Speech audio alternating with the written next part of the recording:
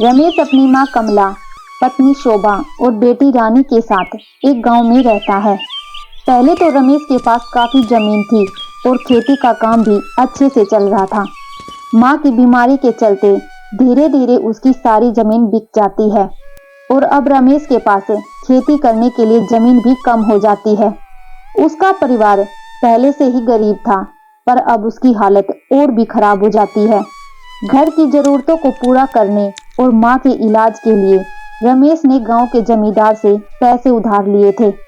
रमेश के पास कुछ खेती की जमीन तो बची है, पर उस पर इतना अनाज नहीं हो पाता कि उसका गुजारा चल सके। खेत में से होने वाले आधे अनाज को वो अपने परिवार के लिए रख लेता और जो बच जाता उसे बाजार में बेचकर जो पैसा मिलता उसे वो अपना कर्ज चुकाता और घर के बाकी खर्चे चलाता। पर अब तो खेत भी आधा रह गया था, तो उससे होने वाला अनाज भी आधा हो गया। रमेश को अब कर्ज के पैसे चुकाने में भी बड़ी मुश्किल हो रही थी और साथ साथ घर के खर्च के लिए भी पैसे नहीं बच रहे थे। एक दिन जमींदार रमेश को अपने पास बुलाता है और कहता है, ओए रमेश, कर्ज की रकम कब चुकाएगा? मालिक, आपको तो पता है ना मेरी हालत के बारे में। मैंने क्या तेरा ठेका ले रखा है? मुझे मेरे पैसे से मतलब है, वो बता तू कब देगा? मालिक, अभी तो मेरे पास पैसे नहीं हैं। जैसे ही इस बार फसल बिकती है मैं सबसे पहले आपके पैसे देने की कोशिश करूंगा। कोशिश नहीं, मुझे मेरे पैसे चाहिए। मालिक, घर में माँ बीमार है, माँ के इलाज के लिए पैसे नहीं होते मेरे पास, तो आपको कहाँ से दूं मैं? ऐसा कहकर रमेश रोने लगता है। तब जमींदार गुस्से में कहता है, देख रमेश, मुझे ये मगरमच्छ के आंसू मत दिखा। जब भी तुझे पैसे के लिए कहता हूँ तू रोना शुरू कर देता है। अरे जब नहीं दे सकते तो लेते क्यों हो? अब सुन मेरी बात, अगले 2 महीने में अगर तूने मेरे पैसे वापस नहीं दिए तो तेरा जो बचा हुआ खेत है और तेरा घर मैं छीन लूंगा। अब तू सोच ले तुझे क्या करना है। मालिक, ऐसा मत कहिए। अगर आप हमारा घर ले लेंगे तो हम कहाँ रहेंगे मालिक? मेरी एक छोटी बच्ची है और माँ भी बीमार है। ऐसा मत करिए मालिक। ऐसा कहकर रमेश जमींदार के पैरों में गिर जाता है। मुझे कुछ नहीं सुनना। मालिक, आपको तो पता है ना इस बार बारिश कितनी हो रही है, फसलें भी खेतों में खराब हो रही हैं। कौन खरीदता है मालिक खराब फसलें? अगर बारिश ज्यादा हो रही है तो इसमें मेरी क्या गलती है? देख रमेश, तू मेरा दिमाग खराब मत कर। जिस दिन सारे पैसे दे देगा उस दिन बात करना। जमींदार की बातें सुनकर रमेश रोने लगता है और हाथ जोड़कर उसके आगे बैठ जाता है। जमींदार को उसको रोता देखकर और अपने सामने बैठा देखकर बहुत गुस्सा आने लगता है और जमींदार रमेश से कहता है, चल चल निकल अब यहाँ से। अब 2 महीने बाद आऊंगा तेरे घर पे, तब तक पैसे देगा तो ठीक है, वरना अपने रहने के लिए कोई और ठिकाना ढूंढ लेना। बाद में मैं तेरी एक बात भी नहीं सुनूंगा। ऐसा कहकर जमींदार रमेश को धक्का दे देता है और रमेश वहां से बिना कुछ बोले ही रोता हुआ आता है। उसकी पत्नी और बेटी घर के आंगन में बैठे उसका इंतजार कर रही थी। अपने पिता को आता हुआ देखकर उसकी बेटी रमेश की तरफ भागी आती है। माँ देखो ना, बाबा आ गए हैं। अपनी बेटी को अपनी तरफ आता देखकर रमेश की आंखों में आंसू आने लगते हैं। रानी बेटा, तुम यहाँ क्या कर रही हो? आज तुम अपनी सहेलियों के साथ खेलने नहीं गई क्या? बाबा जा रही हूँ, आपको देखा तो रुक गई थी। बाबा देखो ना, मेरे कपड़े कितने खराब हो गए हैं और अब तो सर्दियाँ भी आने वाली हैं। आप इस बार मेरी सर्दी से बचने के लिए मेरे लिए कपड़े लाकर दोगी ना?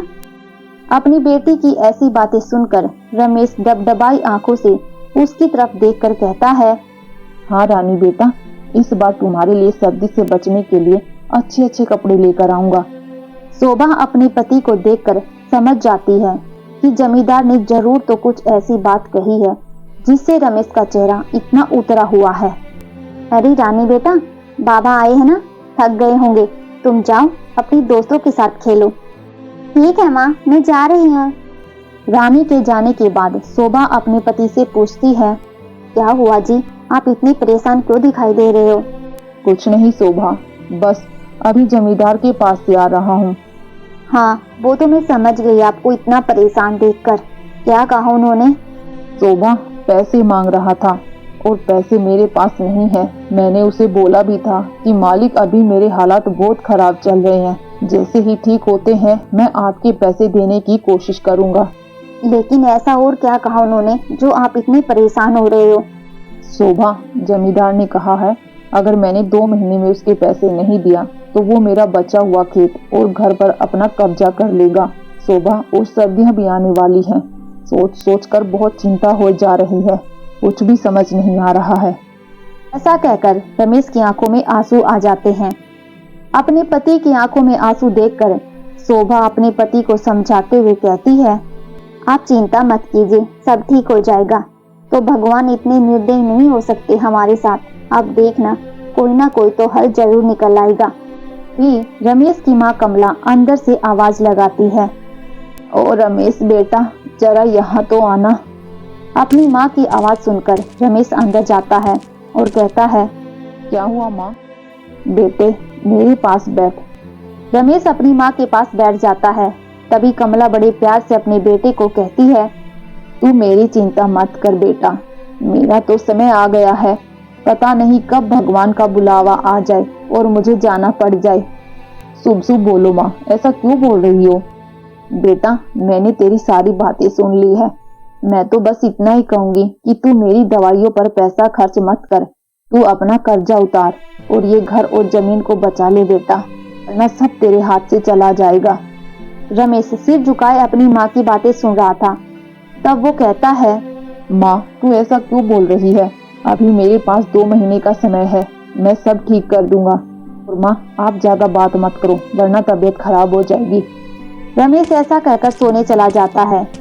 कुछ समय बाद बरसात ज्यादा होने लगती है तो रमेश की आधी फसल भी खराब हो जाती है।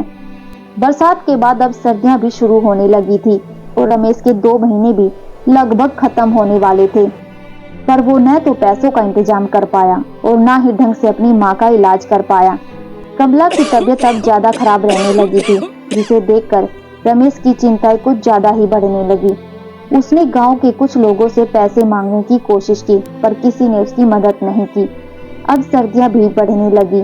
रमेश और उसके परिवार के पास सर्दियों से बचने के लिए कोई साधन नहीं था। पैसे न होने की वजह से वो अपनी माँ को ठंड से बचाने के लिए कंबल भी नहीं खरीद पा रहा था। माँ को फटे पुराने कंबल में ठंड से कांपते हुए देखकर उसे बिल्कुल अच्छा नहीं लग रहा था, पर वो अब कर भी क्या सकता था। ऐसे ही एक दिन वो अपनी पत्नी से कहता है, शोभा, अब मैं तुम लोगों को बेघर होने से नहीं बचा सकता, और ऊपर से ये सर्दियां कैसे बच पाएंगे हम? माँ की भी ठंड से हालत खराब होती जा रही है। कैसे बचाऊंगा माँ को इस ठंड से? शोभा बिल्कुल चुपचाप अपने पति की सारी बातें सुन रही थी। उसको पता था कि कुछ नहीं हो सकता, वो अब अपना घर और जमीन खो देंगे। शोभा कभी अपने पति को देखती तो कभी अपनी बेटी को, और बैठकर सोचने लग जाती कि अब क्या और कैसे होगा। ऐसे ही कुछ दिन गुजर जाते हैं और फिर एक दिन रमेश के घर जमींदार पहुंच जाता है। जमींदार को वहां आता देखकर उसको समझने में बिल्कुल देर नहीं लगी कि उसके परिवार के साथ अब क्या होने वाला है। क्यों रे रमेश, क्या हो गया? पैसे का इंतजाम नहीं कर पाया? रमेश हाथ जोड़कर जमींदार के पैरों में गिर जाता है और कहता है, मालिक, कुछ दिन का समय और मिल जाता तो अच्छा रहता। इतनी ठंड में हम कहाँ जाएंगे? कुछ तो तरस खाइए मालिक। जमींदार जोर जोर से हंसने लगता है और कहता है, तुमको और समय नहीं मिलेगा, मैंने बोला था ना, बस 2 महीने का समय है, बाद में मेरे सामने कोई नाटक मत करना। इतना कहकर जमींदार रमेश के घर से उसका सारा सामान निकलवा देता है। ये सब देखकर रमेश की बेटी अपनी माँ से लिपटकर जोर जोर से रोने लगती है। अपनी बेटी को देखकर रमेश अपने मालिक से कहता है, मालिक कुछ तो रहम खाइए, मेरी छोटी सी बच्ची और माँ को लेकर मैं कहाँ जाऊंगा? जमींदार उसकी एक नहीं सुनता और उसका सारा सामान घर से बाहर फेंक देता है। रमेश और उसकी पत्नी शोभा रोते रोते अपना सामान इकट्ठा करने लगते हैं और उसकी बेटी रानी अपनी दादी के पास बैठकर अपनी छोटी छोटी आंखों से ये सब होता देखती रहती है। रमेश अपनी माँ, बेटी और पत्नी के साथ घर से बाहर सड़क पर आ जाता है।